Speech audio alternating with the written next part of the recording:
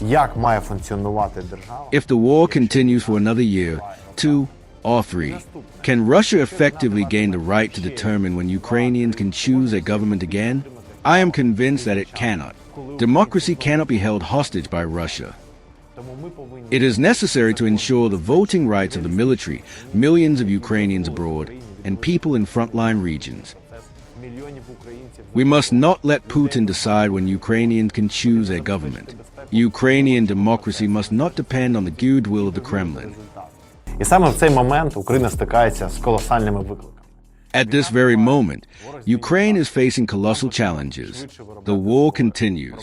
The enemy is changing tactics. We need to produce weapons faster, implement technologies, negotiate with partners, and make critical decisions every day. In such a situation, the country cannot remain without a fully appointed Minister of Defense. This is not normal in a country that fights for its existence every day.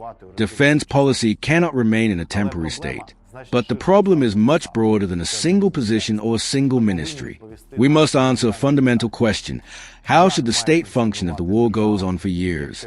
And the next, if the war continues for another year, 2, or 3, can Russia effectively gain the right to determine when Ukrainians can choose a government again? I am convinced that it cannot. Democracy cannot be held hostage by Russia. We are fighting precisely because we want to remain a free European state. Therefore, we must find a legal, safe, and realistic mechanism that will allow Ukraine to restore a full democratic process even in conditions of prolonged war. This is difficult. It is necessary to ensure the voting rights of the military, millions of Ukrainians abroad, and people in frontline regions. It is necessary to ensure the security of the electoral process, the independence of institutions, and trust in the result. But complexity does not mean impossibility.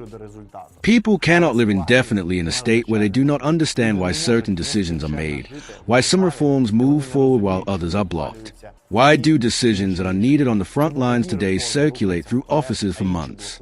And it is especially dangerous when society gets a feeling that the main criterion for appointing a person is not their professionalism, not results, and not the ability to change a country, but their personal loyalty to the system.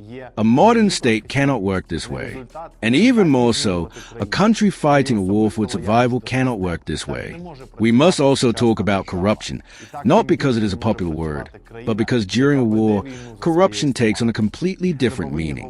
In peacetime, stolen money means a worse road, hospital, or school.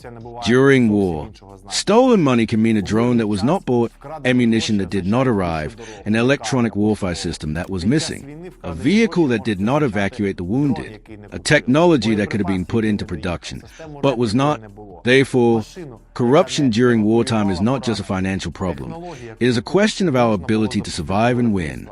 Every hryvnia that was supposed to work for defense must work for defense, and not for a private pocket, not for political influence, not for supporting someone's schemes, and not for preserving someone's position.